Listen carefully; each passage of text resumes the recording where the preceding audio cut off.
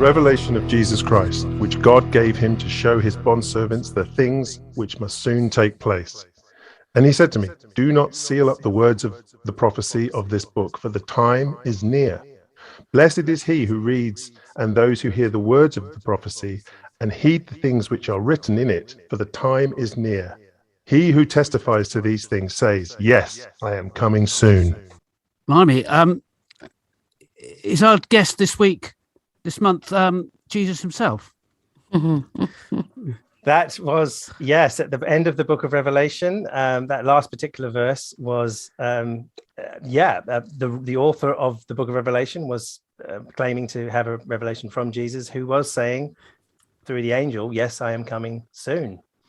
Okay. So, yeah. Just give it a couple of thousand years. Yep. Okay, so our guest is still speaking to us from heaven rather than from his return state on earth.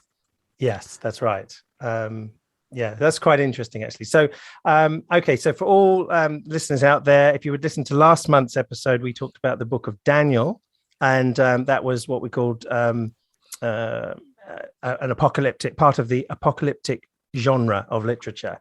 And it's a particular style, often involves angels communicating God's message to somebody on earth, like a prophet. And a revelation is the same. It's a revelation of Jesus through an angel to somebody called John.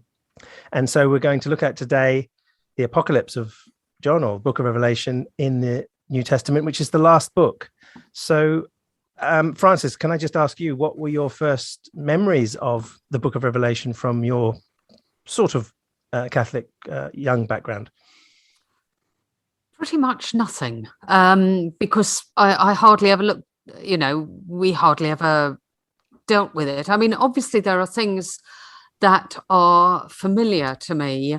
Now that I've just actually read all the way through the book of Revelation.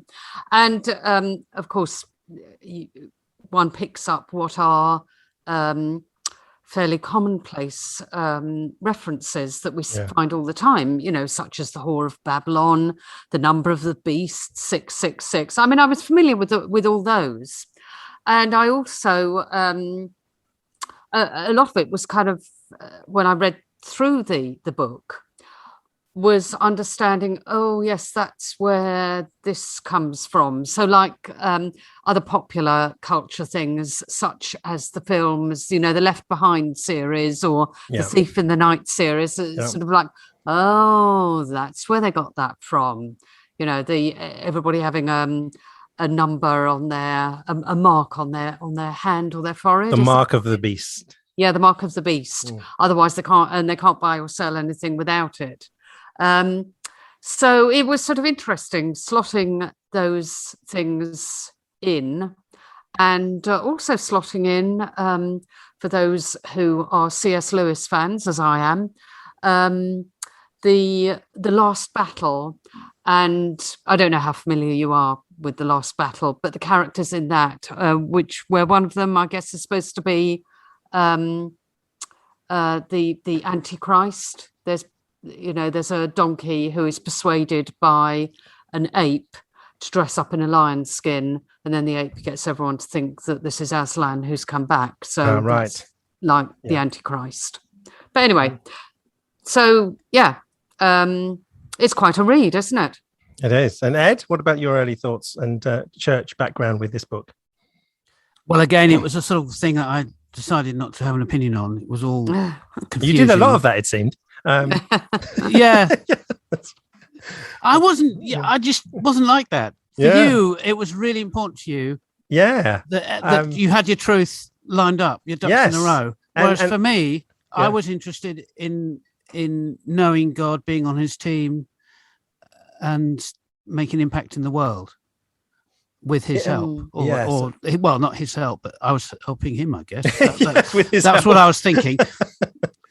He just help you now and again. You're right, actually. I was more keen on trying to immediately, as quite a 15-year-old, trying to, maybe younger even, trying to get hold of what I thought was the right belief. And I remember being quite I don't know, trying not to be, I can't remember this actually. I can remember thinking how lucky I was to be in the actual right kind of church, right kind of truth, and the right kind of end time beliefs. So it's like, it's really weird to think, I'm thinking, oh my gosh, some people are just so way out of it that they're so far from all these truths. And so I actually spoke at the young people's group when I was about 15 on the end times, on the millennium and stuff from the book of Revelation and Jesus coming back and the rapture. And I was going through, that was just the beginning of changing views left, right, and center, as I did with everything. But I was confident enough to, at that point, think, oh, wow, well, I know about these things. I'm going to talk about them, So the revelation in my background through my family, but also other people in the church, was such a key thing about the end times being soon that I honestly didn't think I'd make 18. Honestly thought it would be the end of the age of some sort with the rapture of the church. We've talked about that before, would literally be 40 years ago now by the time I was thinking it would actually happen. And so a lot of that came from some of the verses, funny enough, that I just read at the beginning, which I took. I didn't really think about the context of when someone writes something is soon. I read that it was soon for me, and everyone around me or people around me were saying, it's going to come soon, Andrew. It won't be long. It's shortly going to happen. And so I took these very words of the Bible and applied them to me and realized how silly that is. And we'll go into that today with the book of Revelation as well.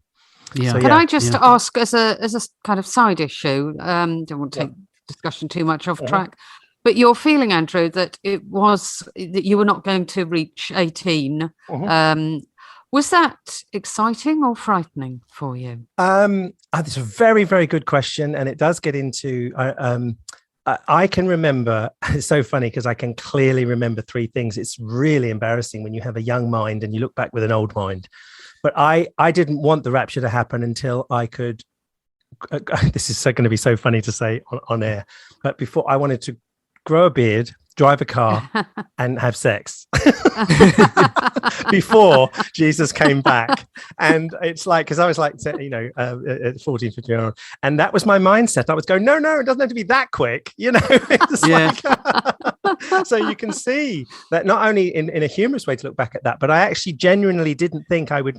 The thought of me getting married and having kids was simply not on the, who would want to bring kids into a world that's just about to collapse with the calamities of Revelation, and so it did.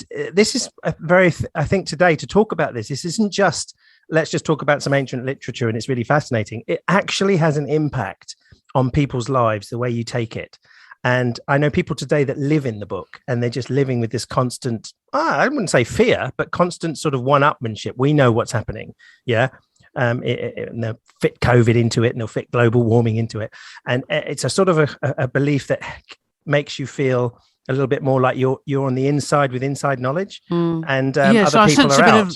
I sense a bit of relish in all of that with some people. Yes, that they quite like it. So COVID is great because it sort of brings the end nearer, or global warming is going to be fantastic because it's going to bring the end nearer.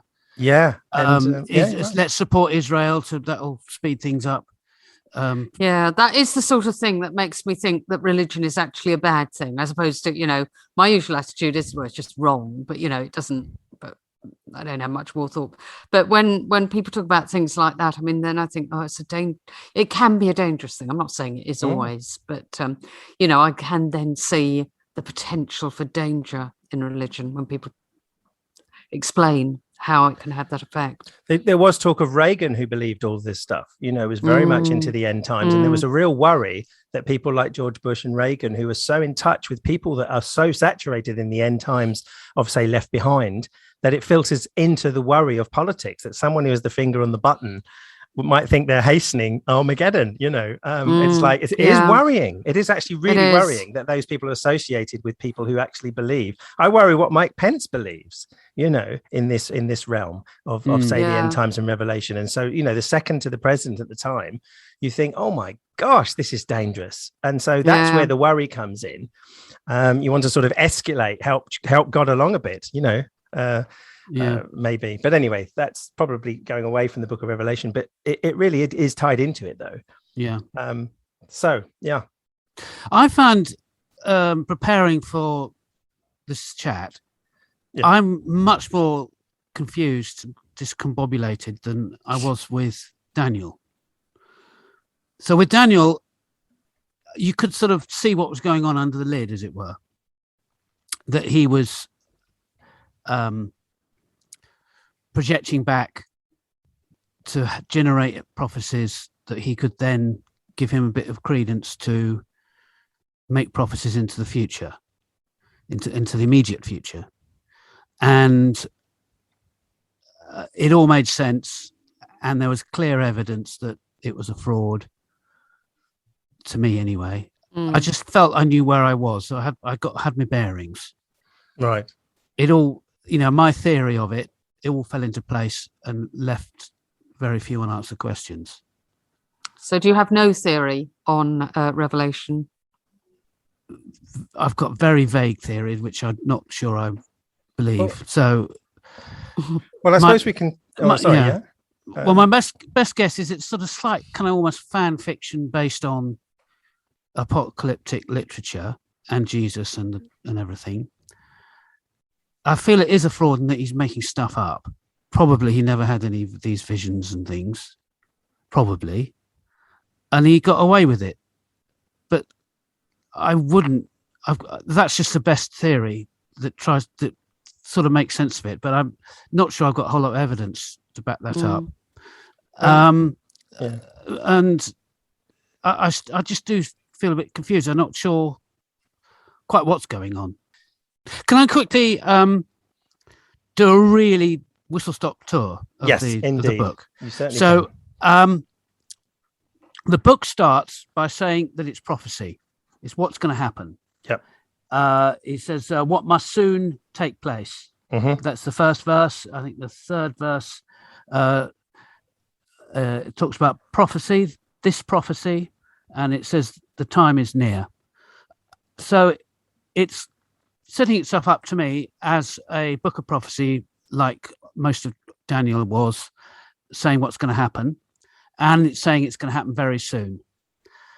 Now, those words are mirrored in the final chapter as well, some of which Andrew read out at the very start of the show, talking about it will happen soon and the time is near. Both those phrases are in the last chapter. So what I'm saying, where I am, what territory I'm on, is this is a book of prophecy of what's about to happen. It then jumps straight to this big vision of Jesus that John, the author, says he has on the island of Patmos while he was praying or something. And it then moves into the 7 letters to 7 churches, which are all within 50 miles, maybe 100 miles of Patmos, on the current east-western edge of the middle of Turkey, that Aegean coast of Turkey, all round there. And most of the churches are both praised and I have this against you, but I think one of them gets away as all sweetness and light. The whole feel in those is bearing up under persecution, staying faithful in persecution. And that feel continues right through the rest of the book as we change gear.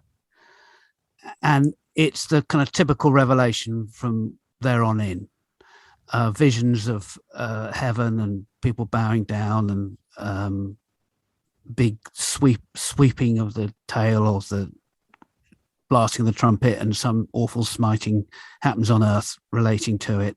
Lots, very visionary, and lots of nastiness resulting from it. The beast arises, people follow the beast, and then they all get punished for it, and a third of the earth is ruined, and then a third of the sea and a third of the rivers. Lots of fairly violent, very violent actions, all in picture language, with the occasional side note to tell you what things represent. You get little bits of that. And it all comes to a climax with this Babylon whore figure, which most people think is referring to Rome, foretelling the downfall of Rome, and with a lament from it. And then it gets into the very end with a new heaven and a new earth and a new Jerusalem coming down, and a lovely kind of paradisey feel to the end for those in the in group, but on earth, not in heaven, a sort of paradise on earth, a bit like, I suppose, say back to the Garden of Eden almost, but big. And then this fiery pit where Satan and a lot of the beastie people are put, and then actual people, humans, are put in it after that. And then there's a glorious end, and we're all expecting Jesus to come any minute. Will that do? That's very good. Very, very good summary. And that's very well put together. We should have just done that and had called it quits. Well, it just gives people a few bearings if they're not, we've just read it today. Yes. You've probably read it loads of times, but Rance and I've read it today. And not everyone we're expecting to have read it in preparation for listening to this spiel from us. Yes, that's true. Yeah. That is a great run through of it. And again, whether it was somebody that was talked about, is written in pretty bad Greek, but it's also got a great structure to it that's quite attractive in a way, of the way it's structured in those different elements, and it does tie up from the beginning to the end in some of its language. And it does have a message, which is sort of bear up unto persecution. Yes, and there's a bigger picture of that's going on that we can't see. That's right. I think a lot of people talk about the fact that there's something going on in the heavenlies whilst everything's going on earth, and you're getting a glimpse into that. So it's chaotic and warfare down here, persecution or whatever, and then up there we know something else is going on to parallel it. So that language is used quite a lot in terms of trying to understand the book of Revelation. I mean, I don't know if this is any kind of help to ask this question, because which is one I'm genuinely interested in what your views on. Why was it incorporated into the canon? What was there about this book that people thought, oh yeah, this is divine truth? What do you think was going on there? Do we know what was going on there? Or are we speculating about what was going on there? Well, I mean, I suppose back to, like we normally get back to almost in everything we do, there is a great divide between mainstream biblical scholarship on books in the Bible and what's said in the pew or what's said by preachers or apologists. There is just this consistent divide, which is sometimes far wider than others. Sometimes, a lot of apologists can actually grapple with mainstream scholarship and sort of embed it within their beliefs, and others they don't. And but one of the other things is, I remember this years ago when I was struggling with Revelation, was that it was, my situation with different views. There couldn't be a book with more different views. And some critic said the book of Revelation, which is meant to be revealing something, is the most ill-named book in the Bible. Yes, because it hasn't proved to have revealed a clear strategy of what the heck is going on. Because why? You just have to look at one church and the next church and the next church, and they cannot agree. And this happens with Daniel. Once you get a symbol instead of a specific name, even what looks like Alexander in the book of, or what it probably is Alexander in the book of Daniel, because it doesn't say it, you can probably lift that out and apply it to something else down the line. They do it in Revelation where it talks about the 7 hills or something, because some people see the whore of Babylon as Rome. That's the traditional view. But other people like N.T. Wright see it as possibly Jerusalem. So you've got these symbols that can be applied to something so different in different places in history and in the past and maybe in the future. And so it's up for grabs. So talking about revealing by the Spirit to his people is really, I would call into question the wisdom of that, because you cannot get straightforward views. Having said that, there is a sort of a general scholarship sort of ideas that put it back in its context in the first century and in the backdrop of the Roman war and Jerusalem getting destroyed. And therefore things to do with Nero and the persecutions and things going on. So there's a lot of that goes on that we can touch into here. But basically, there's so many split views in the church. It's difficult to call it a revelation, as far as I'm concerned. Yes, was the author thinking that people were going to understand what he was saying? Well, because one of my other theories, or my overlapping theories, it's like 1970s prog rock lyrics. Yeah, where it all sounds very profound and deep, but when you actually try and make sense of it, you don't get very far, except in the broadest sort of fuzzy essence of feeling. Carry on. Oh, sorry. I was just going to say, to me, it was rather like reading Nostradamus, and I think Nostradamus is not just a set of random lines made to rime. I think Nostradamus knew what he was trying to say in his prophecies, but people can project onto them their own views about them. So like a typical one with Nostradamus is that he frequently talked about the Reds, and to him that would have meant the Cardinals. But when I was growing up in the 70s, in the 60s and 70s and the 80s, it meant communists. So people thought, oh, he's made all these predictions about how communism is going to take over and communists are going to do this, they're going to do that. And I think that it's kind of what you're saying about where you use a symbol. It's open, it's open season for anyone to project onto it what they want to project onto it. Whereas because I had this feeling about it, when I was reading through Revelation, I kind of had the idea that the author did know what he meant, what he intended those things to mean. And I was kind of feeling that what he intended were things that were in his own immediate time. And that he was talking about things that were of importance and powers that were important and were affecting the life of Christians at the time. But it's just words like that do become a hostage to fortune as time goes by, and each age can take and make of them what they will.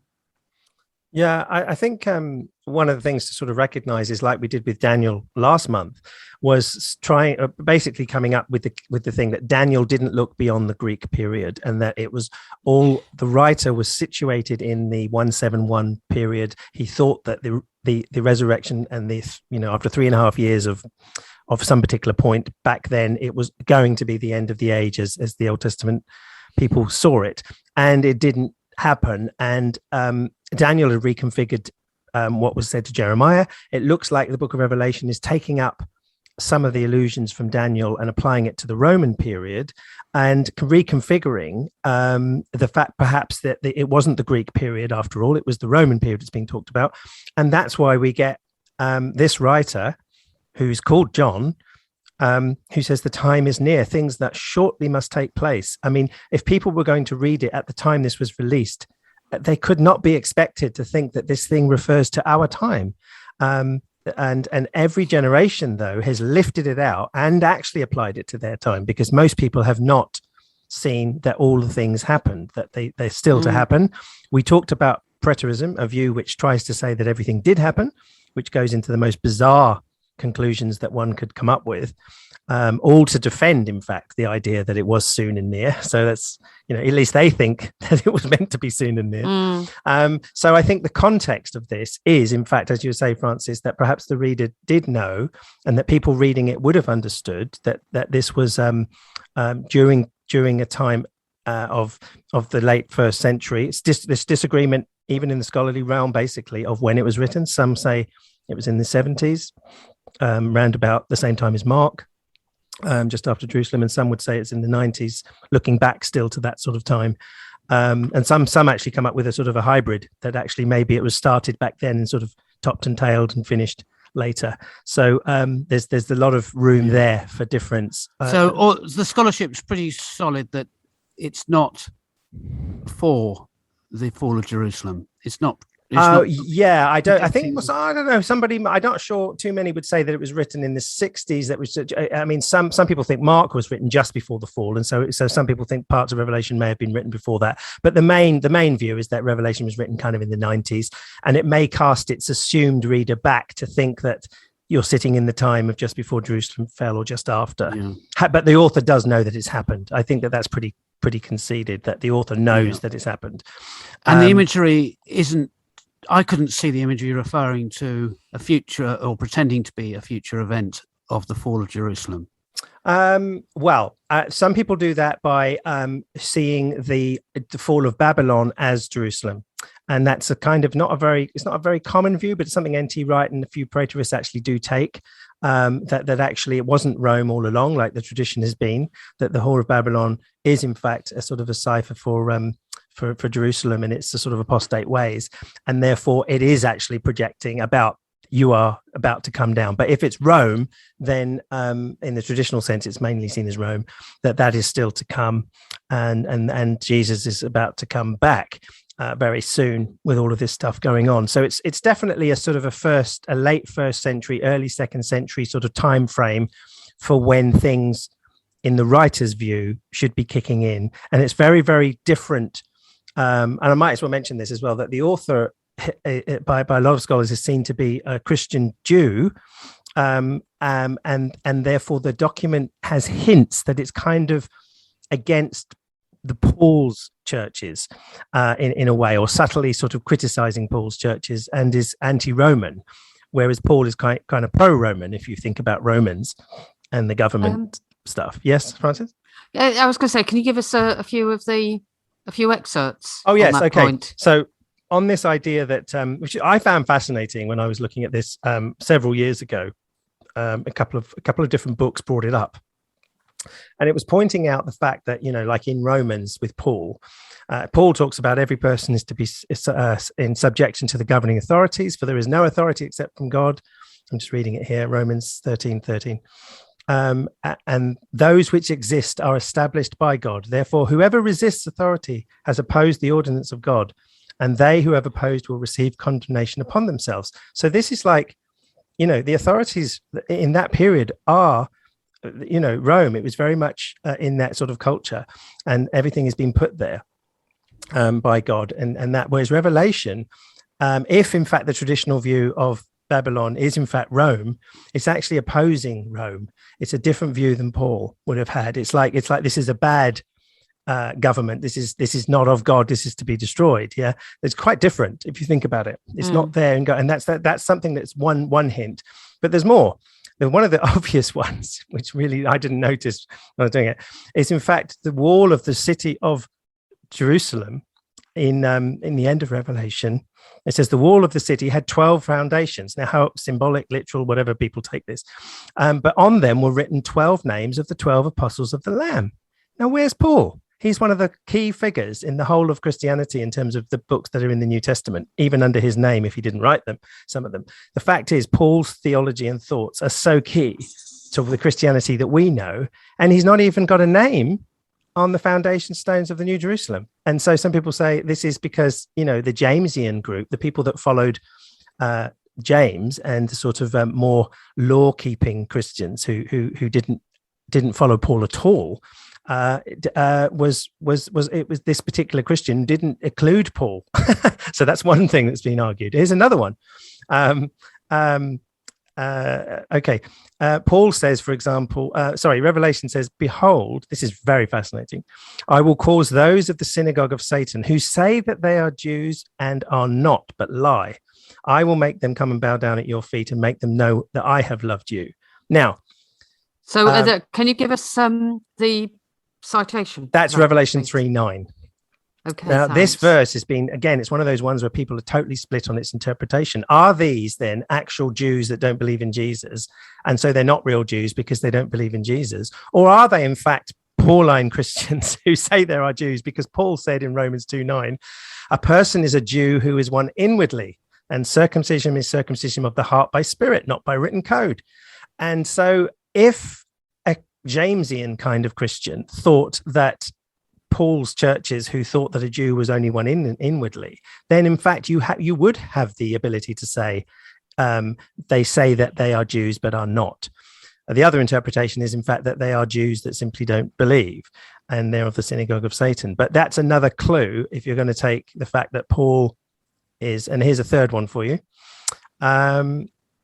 Let's see if, and also, of course, Paul, it's sometimes seen that Paul's churches did have a favorable women in them. And that's another split thing anyway, with women teaching, but also food to idols. So here's another verse in Revelation, which I believe is Revelation 2:20.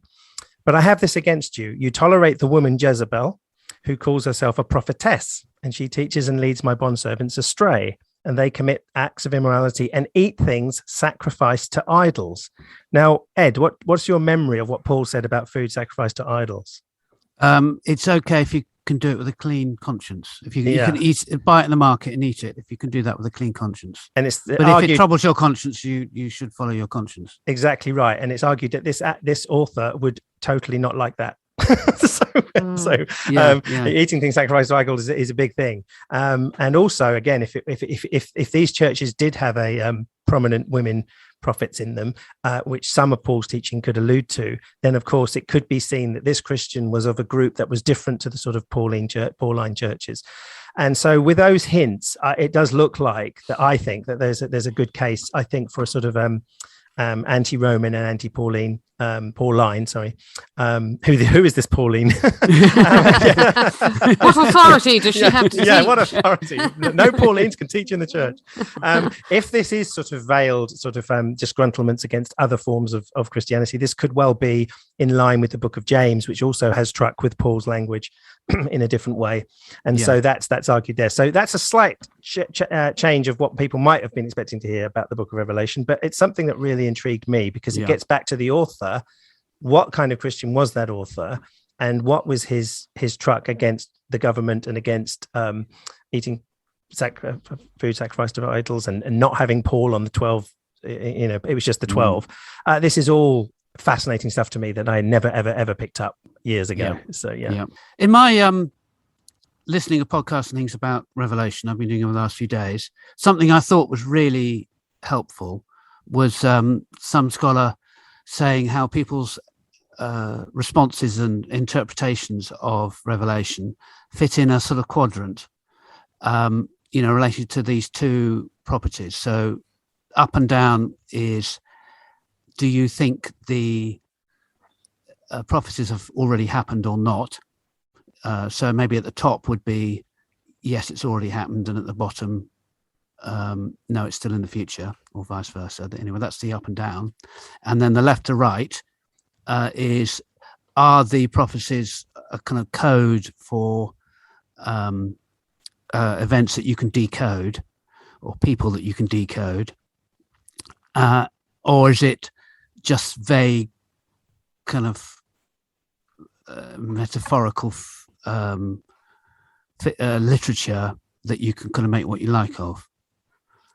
Well, I mean, if I to build upon that, then Ed, when I was young and when people were in Bible college, you learn under the way people have formulated a term for different views of Revelation, and so it's very common to sit in a lecture and you have what's called the futurist understanding of Revelation, which means that it's in the word, isn't it? This is something to happen in our future for the main part. They might concede the letters are obviously to actual places. But then some take that and say, well, the seven churches, seven is often a symbol of perfection. Maybe it's just a symbol of seven churches as an example of the churches throughout history. So people have taken that idea. There's then the preterist view, which we've talked about this, and that means different things anyway, in which largely a lot of Revelation did happen back in the day, but there's still a lot to happen. And so that's what you call a sort of a general preterist view, so that they will take the soon and near language to apply to things that really happened in the destruction of Jerusalem, in that view. But then we're still waiting for Jesus to come in some final sense, and then there's the millennium or the end of the age. Then there's a sort of a more mystical view, is almost what you were alluding to without knowing it, which is called the idealist view, and that takes it as it's sort of symbolic of the whole of church history, and it really can apply over and over and over again. Now, to me, that was where I was going years ago with it. But it's actually, I mean, what strikes you about that view, the idealist view, which basically means it doesn't actually apply to any one thing. It's just cycles of patterns that just happen over and over.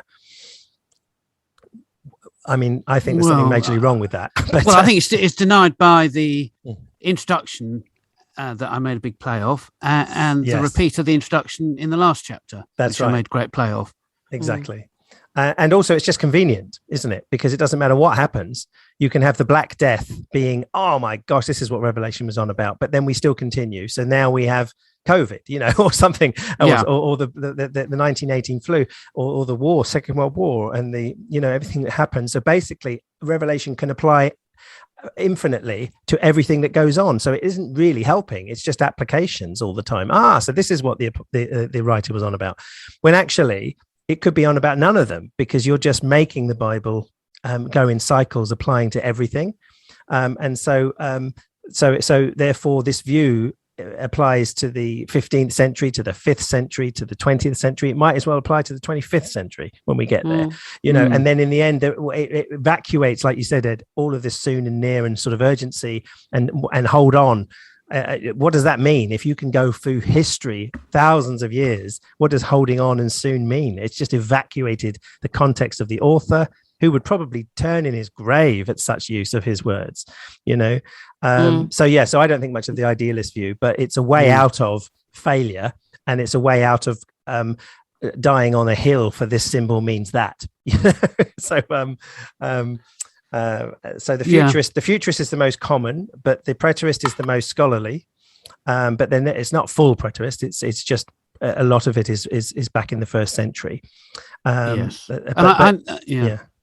get the feeling that on the other axes of code versus sort of metaphory vagueness, that people are very sniffy about the code side of things if they are scholarly, and much more into codes if they're Great Lake Planet Earth, American Pentecostally fans of Revelation. Yeah, that's true. So you've got, again, that massive split between pop theology, which is where, I don't know, I think we mentioned off air about the most common thing in Revelation is that the locusts are helicopters, Yeah, that's a wonderful one. I really like that one. Yeah, and that's how, when I was growing up, I was picking up things like that. So suddenly, why is it also relevant to our generation, by the way? We happen to be reading it in the 20th century at the time. And suddenly Revelation comes alive for us for then, as if the author was sitting on the Isle of Patmos going, I'm just going to write about, in the end, he's writing, whether he knows it or not, he's writing about warfare in the 20th century, having said coming soon. I mean, it's just crazy to me to even think like that. It's strangely like von Daniken's Chariots of the Gods approach to the Bible, isn't it? I mean, do you not think? I mean, that was very much... Or are you familiar with it? I am. I was. Yeah.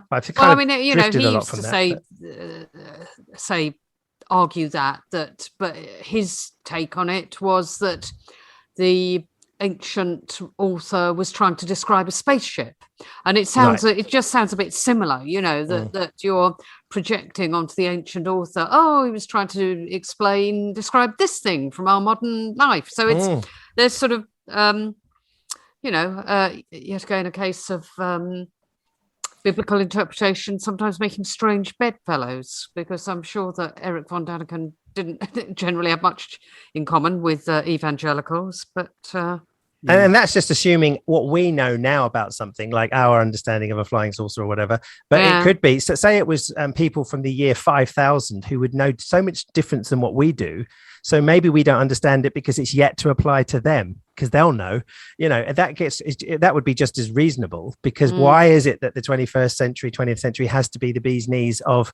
It's because everybody with any kind of end time scenario is always thinking they are in it. Yes, as the writer of Daniel and Revelation thought. It's a sort of chronological egoism, isn't it? Absolutely. I never, ever don't think I've recorded sitting in a lecture or a seminar or someone who's talking about the end times who said, I have a view that the Lord will come back in 5022. I never heard such things. It was always, it's near, it's soon, and these are some of the signs right now in Israel. Yeah. Not that, oh, by the way, that doesn't mean much, because of course I believe it could be thousands of years yet. Very few people say that, because it doesn't kind of, it's not very exciting, is it? It's just, you know, and neither is it exciting to say it was all for the first century and didn't happen. That's kind of boring as well. You know? So yeah. You know. I was driving through France a couple of years, 2 or 3 years ago, with Maggie, and we stopped off at this town called Angers. It's spelled like Angers. Oh yeah. And it's sort of down the Loire, I think. Anyway, they have a tapestry that was sort of ignored and then found and put up in great. Well, it's beautiful. There's about 20 or 30 of these massive tapestries, each good size of a carpet for a big sized room. Enormous things, and they are all illustrating the book of Revelation. So this would be 100 Years' War time, so 1400 and stuff. Yeah, maybe late 1300 and stuff. So done by the French, and obviously it meant something to them at the time. And what was fun was that on 2 or 3 of the tapestries, or maybe a bit more, the evil lot were English. So some of the kind of followers of the beast or something were English soldiers, because you could tell English archers. That's right. You could tell they were English archers by the way they had their bows and things. And then I think the King of England was also portrayed. And the kind of commentary said, yeah, that is an image of the King of England, who was also on the baddie side in these tapestries. So they were making sense, not just within their time, but within their side in the 100 Years' War, as it was later called. Yeah. That's fascinating, and you probably get all stories like that all through different history that's being used like that. And Elaine Pagel's book on Revelation, which she's actually called, I think, the Book of Revelations, which is actually a very, very clever title, because that's the mistake people make often about the Book of Revelation. They call the Book of Revelations, which it isn't. It's the Book of Revelation. And but she's done it on purpose, because there are so many different views of it that she's actually taken that mistake to make in calling it and actually used it as her title. It's very clever. And so, because all through history, there are so many applications for the Book of Revelation, all through history, you know, and like I've mentioned a few already. And so the book has survived because people do apply it. And maybe that's it. Maybe I just think it was a dead failure in the first century, and it has no real predictive and application to today at all. But some patterns could be seen in things that happen in life, you know, and so you could say, okay, that's a similar pattern to what was this first century scenario, and that's interesting. So maybe you could apply it in a way, but it's not a prediction. It's just like, oh, it's the repatterning of things that always happen, you know. Now, I want to add that all this sniffiness about these silly people trying to read into the code. Making locusts into helicopters in the Vietnam War or whatever. That I think the text encourages it. That encourages looking for decoding codes. So 666. The Beast is clearly one of them. Classic one. Yeah, that's right. So this is some commentary that the author adds. This is the end of chapter 14. It says, "This calls for wisdom. Let the person who has insight calculate the number of the beast, for it is the number of a man. That number is 666. So he's saying, look, there is something to decode here, and I'm leaving it for you to do your homework. Yes, and that hasn't actually worked because it's been applied to so many. And if it's a man, it's certainly not hundreds of men. And so, even I was young, there was a popular one, can you believe it, with Gorbachev, you know, he had the birthmark, the red one. So that's the mark of the beast, you see, very clear. Nothing could be more plain than that. And I was about 15 going, wow, this is pretty impressive stuff. How did somebody in the first century know about the mark on Gorbachev?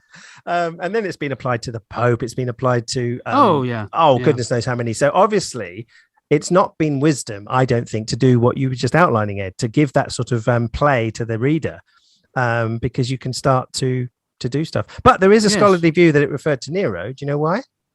Yeah, I think it's a word and numbers thing that was going on in letters and numbers thing that was going on in the 1st century.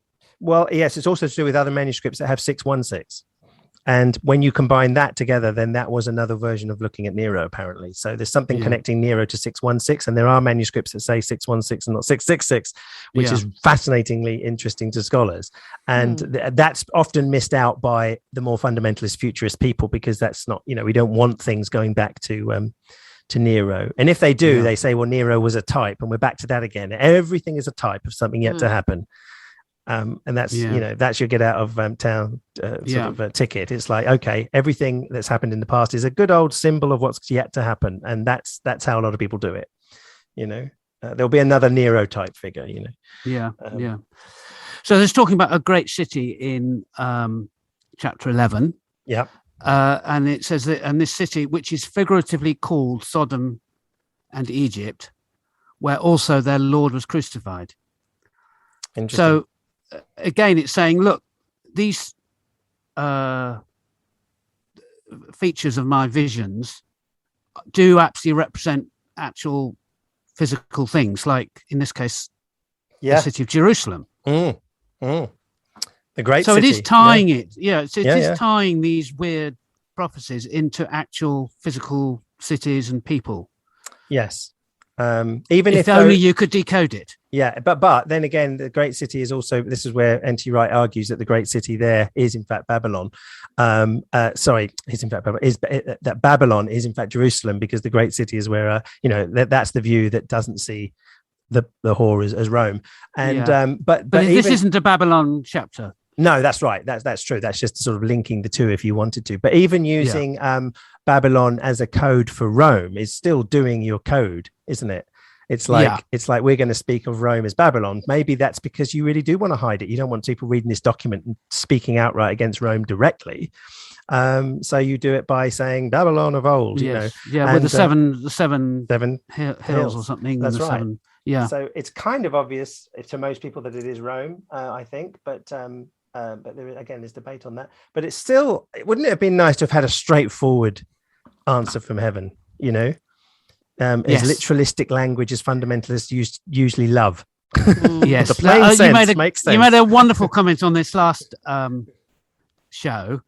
You talked about like the cartoons of people giving advice to the Lord in heaven, saying, "But sir, wouldn't it be better to actually say it rather than having all these?" That YouTuber would have been fantastic on doing this, because he's normally done it on things like slavery. So, wouldn't it be good not to put a verse like that in the Bible? It's like, well, no, I'm going to do it. Well, that will cause problems down the line. But yes, you could imagine a sort of a more intelligent, maybe or wise sort of sidekick up there, sort of saying, don't do that. If you just put a symbol of 6, let the reader understand, you know what they're going to do. They're going to actually apply it to many people over thousands of years. And that's not what you're meaning, is it, Lord? Well, I think they'll be all right. These Christians can only have one denomination and one view, and so that's right. To me, it feels like a divinity could have done better in putting a book out like this. Because it actually just asking for how whatever he's called to do his stuff. It's just sort of open door for that.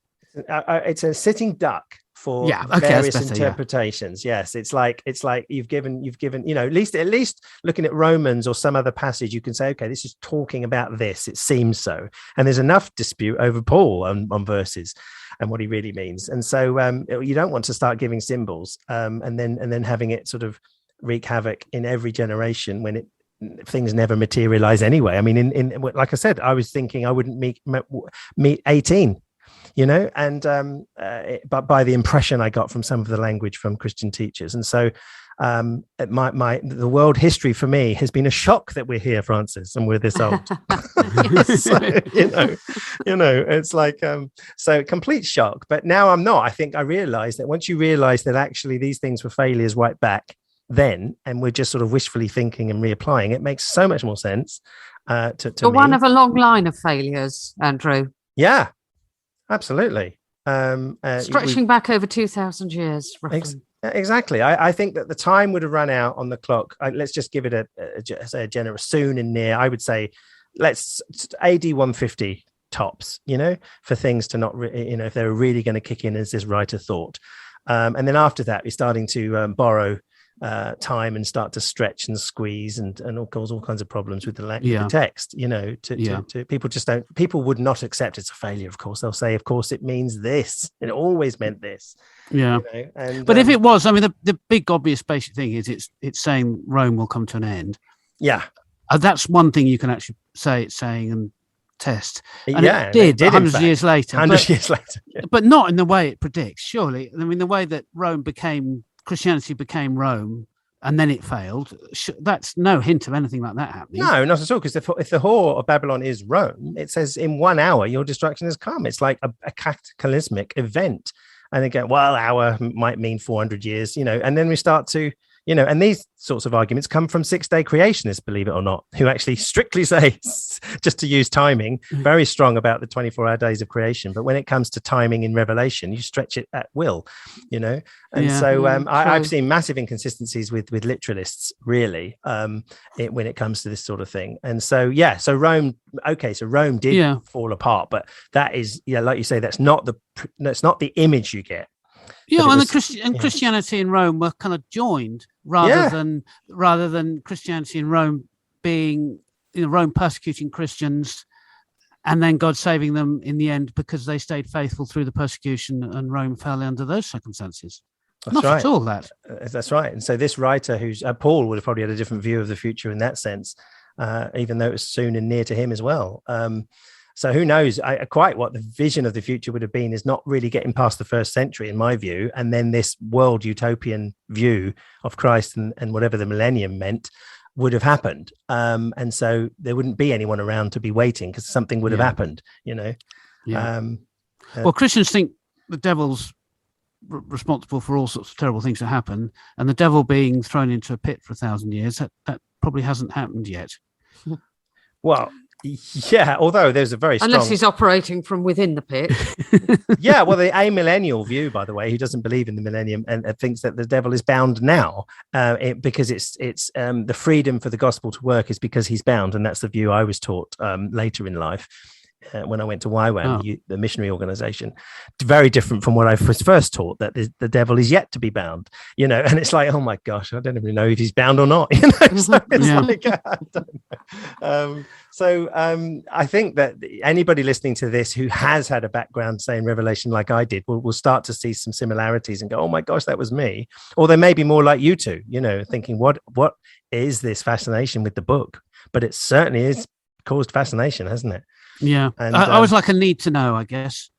Yeah, need to know Christian, and I didn't need to know what it was about to get on with my charismatic. Yes, I think yours was very much a charismatic, help the world, heal the world, and we won't really think about genocide, Revelation, end times, women in ministry. No, that, yes, or even Arminianism versus Calvinism. There's a bit of tension. Let's have a bit of both when it works for us. And you didn't know, according to John MacArthur, that you were in the very deceptive church of charismatics who aren't really true believers either. No, yes, that's right. That's right. So you're you were on the dark side before you didn't even know it, according to that movement. So that John MacArthur, we've mentioned this before. Charismatics aren't real Christians, and so of course you were never really one, Ed. And so it's like... Okay, let's get back on topic. Yes. So I want to talk about. Exactly, was it crafted by the author or did he have some experiences? But as intro to that, I'd like to say something that struck me from what I was hearing during the week listening to people talking about this, and that is that the Revelation is absolutely stuffed full of Old Testament, much more than other books. So every verse virtually has an allusion to there's allusions to the plagues of Egypt, a famous one with these locusts, for example, we were talking about with helicopters. Yeah. Well, that was probably just allusion to one of the plagues. Yeah. And Daniel is massively in there. Isaiah more than any other book. There's probably well over 100 references to allusions to Isaiah, and Daniel 70 something ish, and a little bit in the Torah, which is what the That's right. plague of locusts would have been. So what goes on is, I'll read a verse that explains it. He would fail a modern exam, for plagiarizing everything. Well, okay. Or maybe not. Back then, no, that was not the same back then. Yeah. I like Thomas Hardy novels. Right. And he just puts in allusions to things from the Bible or from Shakespeare or from other bits of literature or whatever all the time. And it just adds richness and fun. He's not trying to do anything else. Filmmakers do it all the time. I mean, Tarantino has built everything on literally taking scenes from other movies and compiling them all together in his own way and making a whole thing of uniqueness. And it's like, maybe it's like that, for the but part of the enjoyment is getting the illusions, and that adds sort of depth and color and substance to it all. So this is chapter 6, verse 12. This is almost like a kind of random bit to explain what I'm thinking. Yeah. So the author, I watched as he opened the sixth seal. There was a great earthquake. The sun turned black. So that could just be a description of his dream or vision or whatever. But then he adds, like sackcloth made of goat hair. And that is a reference to goat hair, which is a big deal, I think, in something to do with the temple. And then he says the whole moon turned red, but he doesn't say that. He said the whole moon turns blood red. And I think the moon turning to blood or something is in Joel, or I'm not sure what. So again, he's not just describing what he sees in his vision. He's alluding to things in the Old Testament while he's at it. And then finally, so the moon turned blood red and the stars in the sky fell to earth. Okay, that could be describing what you saw. As figs drop from a fig tree when shaken by a strong wind. And fig trees and things are a big deal in, I forget which prophecy in the Old Testament. So it's a mishmash of, even if he did see stuff, what he saw and how he's being creative with it. Right. And he just refers to the Old Testament. He never seems to refer to the teaching of Jesus, but maybe that's because of when Jesus refers to these end-timey stuff, he himself refers to the Old Testament. So maybe you can't distinguish between referring to Jesus and referring to the Old Testament. Yes. Okay. There's a point to that. Francis? Right. Well, I mean, I just have to take what you say. I mean, I wouldn't have recognised any of those references because my knowledge of the Old Testament isn't strong enough. I mean, I still have this sense, and it's, this isn't a particularly informed sense, that the author knew what he intended people to understand, that he had one particular thing in mind, and he wrote it in this form. I mean, I would guess, and this is just a layperson's guess, I would guess because it was perhaps too dangerous to write it in actual normal writing. But he intended, he was critiquing what was going on in his own time, but he didn't want to say so in so many words. That's how I'd perceive it. Yeah, I would say the same thing. Yeah, that's one of the reasons behind hiding behind the language, and that the reader's very Jewish, saturated in the Old Testament, or the Hebrew scriptures as it's called, and trying to make these allusions to his current present situation with what's behind it, and therefore possibly initially those first readers would have gone, oh my gosh, okay, so this is so we can just hold on just a little bit and we'll be vindicated in the end. That's probably the backdrop to the intention of the author. And right. and but they would have been waiting on a hill or something, like some other people have done in history, for the end to happen, and it didn't happen, and so they probably just went on their way thinking, okay, what do we do now? What does the church do now? Again, same with Jesus. This generation shall not pass away until all these things, well, they did pass away, and so people find a way through that. And so, but these allusions to the Old Testament are very, very, very strong, aren't they? So you need to know a bit about that before we even start reading the book, really. Yes. Well, there's so many; it's impossible to do any. It's incredible amount. Yeah. Lampstands refer back to Jeremiah, I believe, or different things. I'm not quite sure about that, but yeah. And the chap I was listening to, who is I think it's called Naked Bible person, who you gave us some links to on Daniel. Yeah. You mean okay. That scholar, John Collins was one of the world's experts on Daniel. Yeah. No, the one who was sorry, that's an evangelical scholar called Michael Heiser. Yes, him. Very surprised that he was open to both dates. That's incredible, but that he is a scholar. Yeah. So I was listening to him, and that's where I mostly got this from, particularly the numbers as to how many. I've lost my train of what he was saying. Oh yes, right. He said that a lot of the references to the Old Testament don't, if you actually look them up and everything, they don't quite work. So that the author of Revelation is using them in the opposite way that they were originally meant, and he will then go to great efforts to make it kind of add to the artistry of the book. Yeah. I feel that little angel next to God coming on again. Yes. Do you really want to do this? Yes. He did the same thing. He did the same thing with the terrible Greek in Revelation, saying, this is also crafted to help us see more clearly, or see with more emphasis what he's trying to say, because he's choosing to make a mistake in his Greek.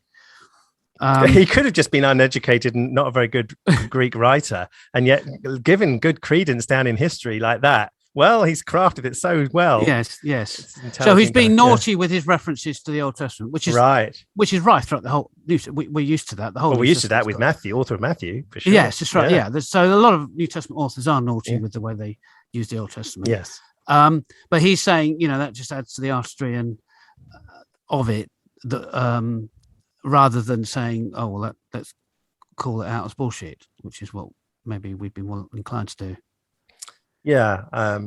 Because a lot of people haven't even thought about that way of thinking about it. And there's when people have imaginative thoughts, you can go so many routes, can't you? And if only we were there to interview the authors, it would be fantastic, wouldn't it? Yes. Yeah. Do you know they're saying this about you in the 21st century? Really? Let me look at that again. Really? Yes. No, I just couldn't write Greek, for goodness sake. Now they're praising me. That's right. It's like, yeah.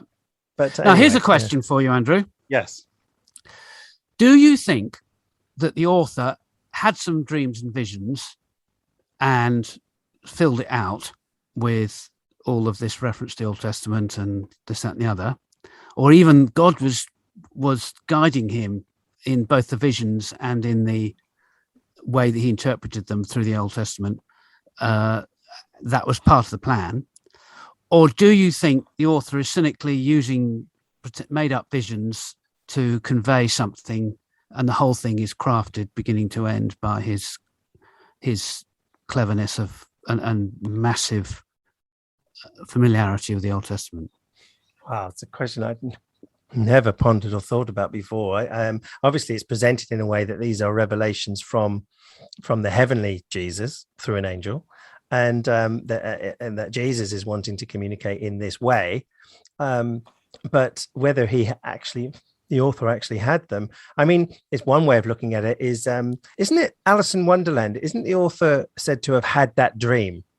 I think I heard that somewhere, but you may I don't think so, because it was a story he made up for a real girl called Alice. Right. When they went out on the river, I think on a boat. Okay, and he made that up on the boat. Okay, because that's probably like Revelation then. But I'm sure I'd heard someone that said that there was a famous book where there was somebody that actually had this dream and thought they wrote it down. So again, there's nothing. Well, it could be, maybe it's something like Frankenstein. Maybe Mary Shelley? Yeah. Be interesting. Maybe, I don't know. That. But anyway. It crossed my mind only because one way to look at this is that, is this, some people have cynically said that, it was on the island that there was some sort of mushrooms or something, and this sort of not very good Greek writer just had this fascinating dream, and that's where the brilliance comes from. It comes from this amazing dream, and then wrote it all down. But I would probably be more inclined to think that the writer was very familiar with the Old Testament, very familiar with the genre of apocalyptic literature, including Daniel and Book of Enoch and others, anything that came before, basically, and there's quite a few of them, and was drawing all of this together as a genre, making it quite different, making it like letters at the beginning, making it not an ancient author predicting the distant future, but as soon let this book not be sealed up, like Daniel was sealed up. So there's a big difference. And so and then there's three structures, really, isn't it? There's the letters, there's the 4 to 6 with all the bowls and stuff, and then there's a sort of the end bit. And it is themed, it is connected, it does seem to be one author to me. I don't see what he might be drawing on apart from the Old Testament and styles. But yeah, he could have just made the whole thing up, or maybe he believed it was a vision as he was making it up. Maybe it was continually coming to him in his mind that way. Yeah, when it's just him, Yeah. I don't know. I've never really thought about it. Yeah, to me, a clue is that he does occasionally forget what he's trying to do, and he jumps in, and instead of relaying the vision or relaying the message from the angel, he suddenly jumps in and gives us his own words and speaks with authority, as like he knows. So you mean a bit like let the reader understand in the book of Matthew? Yes, a bit like that. So I've got an extract here. This is from chapter 13, talking about the beast. And it was given power. So this could be reporting what he saw. It was given power to wage war against God's holy people and to conquer them. And it was given authority over every tribe, people, language, and nation. Okay. But then he says, all inhabitants of the earth will worship the beast. So how does he know that? He's just saying it off the top of his head to me. Suddenly a sort of change of gear. All whose names have not been written in the Lamb's book of life, the Lamb who was slain from the creation of the world. Then he says, whoever has ears, let him hear. But this will be quoting, well, it sounds almost like quoting Jesus, but I guess there's other places. Yes. Maybe he's quoting Jesus. And then he says, after this little quote, this calls for patient endurance and faithfulness on the part of God's people. So there he's surely adding, definitely back, he's in commentary mode, telling people what they should make of what he's presenting with his own opinions. Yeah, I mean, going back to the way he got the visions, the way he describes it himself, he describes as being caught up on the Lord's day, if I'm not mistaken from memory. Do you remember that? Yeah, right at the beginning. There was disagreement over what that means as well. Some people, it's the day of the Lord. So he's been caught up to the end, like gone in the future, like Doctor Who sort of thing. Oh, I assumed it meant it was on a Sunday. And then the standard view is that it's the Lord's Day was the Sunday, or we don't know, it might have been the Saturday then. Just being very Jewish. Yes. So if you think about it, almost everything you say about anything has these ambiguities of where you could go. So you could have the Lord's Day, which is Saturday, not Sunday, or it could be the day of the Lord. People have split on that. As you would expect. It's like, but the idea was being caught up, wasn't it, to this sort of heavenly vision. To have time travel in there is something I don't think they probably had those concepts in their mind like we do today. To think that somehow you can go through time and witness the end, because it's just visions, isn't it? It's visions of what it means. But yeah, I think I wouldn't know whether he really had them. I wouldn't think they were really being an agnostic that they're actually from a deity, but he might have suddenly felt them in a way that some people do when they have visions, don't they? Today. It did read to me like the sort of things that were popular in the 70s that were like LSD literature, or it's sort of like a verbal representation of the sort of LSD trip type paintings that were very much around, and particularly in the underground press in the 70s. So I can imagine that I don't think he had. I mean, I really can't see. To me, the whole thing is too structured for it to be simply a report of a dream. But I think he probably used the kind of dream feelings or the kind of sense that you have in dreams where things are all rather strange. And I think that was probably what he was going for as he was writing it. But I think he knew what he was doing. I think he was directing how it went, and he knew what he wanted to say and what he wanted to put into it. I think that's my thing. Yeah, I had heard of people in the 60s, actually, in the sort of Woodstock kind of period, would actually have fun being on drugs and reading the Book of Revelation. And, you can easily see that, can't you? Well, imagine that. I certainly read that somewhere. It does. It's interesting. Anyway, yes, Ed, so you can say. I've got one more last thing that I'd like to talk about, because we're getting on a bit in time. Yes, we are. And that is, it is extremely violent, with loads of humans dying, not just beasts dying, or maybe representing the Roman Empire or something, but again and again people are suffering, human beings are suffering according to all of this, and I can't see how you can get away from that. So for example, if there's allusions to plagues, and back to the Egyptian plagues in Exodus, so it's alluding to something that according to them really was real. I mean, the whole history of Israel was rooted in the belief that the Exodus happened and that these plagues happened. Or there are prophecies very like prophecies in Daniel that we've done, or that describe armies coming to an end, or the Tyre coming to a sticky end in another Old Testament prophet. So those are real events.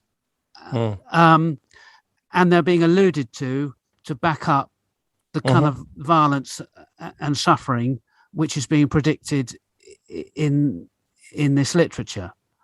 So it's difficult to suddenly swap from that reality or perceived reality into, this is all just metaphor. And you can see why Marcionism wouldn't have had the Book of Revelation going on, because they'd already appalled at the Old Testament.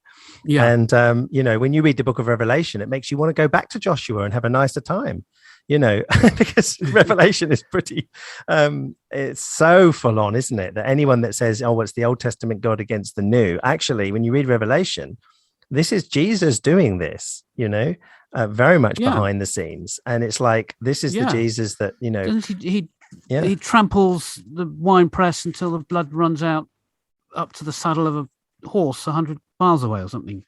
Exactly. And that's people in the winepress. It's not it's a gore fest. That's why I said you want to go to the Old Testament to have some light relief. Yeah. In comparison. So there are references to people wanting to die, but they can't die. Yeah. For the stones, because God's judgment is an event that's so strong and horrific. So how do people try to get out of this and say, no, God isn't smiting and it's not real? Well, the way that I did it years ago, and the way that most Christians that I know would do it, would be like they would struggle with Joshua, because it seems to be you want to keep the history, because history is so important to the reality of Christianity. So you struggle with Joshua because these are battles that if they happen, they're pretty morally problematic. But when you get to Revelation, you can have the refuge of symbol. Okay, so then how far do you go on what is real and what's not, in terms of a reality? So I would meet lots of people that said that, that the city is a symbol of the community of God. The battle is a symbol of Christ's defeat of the enemy. Once you do that, you can start to use the most horrific warfare and turn it all into a positive sense. I mean, Gregory Boyd would probably do that with his views of turning violence on its head anyway, and so, you've got a lion, which is a pretty strong authoritarian image, and then suddenly it's the lamb, which is the sort of a twist. So I've heard people do it. That with the Revelation, I think it's probably easier than, say, with the Book of Joshua to try and get out of that. So what are they saying? Well, you mean what would they actually say? What does it mean when you've taken all the violence? It's still saying something. You're saying it's not genuine violence. You're saying it's a symbol, probably the way that early church fathers did it with the genocides, which is to say that there's the 7 nations of the Canaanites were 7 deadly sins that need rooting out of our lives, and so it would all be, if anything, the violence would be done to the devil and the angels in reality, and not actually. We're not, but when I was influenced by this sort of stuff, my understanding was that Armageddon was a very physical, real warfare in which blood would and the people's bodies would be piled up so high it would take, I think there's one passage in the Old Testament that says 7 years to clear, and that was very much linked to Revelation. And so we've got this gory bloodfest of a time coming in our future, as in beyond 2021. And so and for some reason I sat sort of okay with it. And it's strange, isn't it? That you just sort of take all this on. It's like being into Star Wars and then really thinking it's real. And then afterwards thinking, oh my gosh, did I really believe all that? Even if all this violence is sort of like a metaphor, we've got that wonderful quote that our friend Hassan Radwan gave us. I think he said it himself. Yeah. If it's a metaphor, it's not a metaphor referring to sweetness and light. It's something really horrible. It has to. Yes. He was talking about the metaphors. Being a metaphor doesn't make it okay. It's still a metaphor for something horrible. It's worse than that. It's going to be about something horrible. Yes, that's right. Yeah. Exactly. And even the imagery itself, I mean, even if say you go back to the Old Testament, so the Joshua contests, they were just a hyperbolic language. Why are you describing God using this horrible, bloodthirsty, victorious sort of killing of everybody and everything that breathes language in the first place?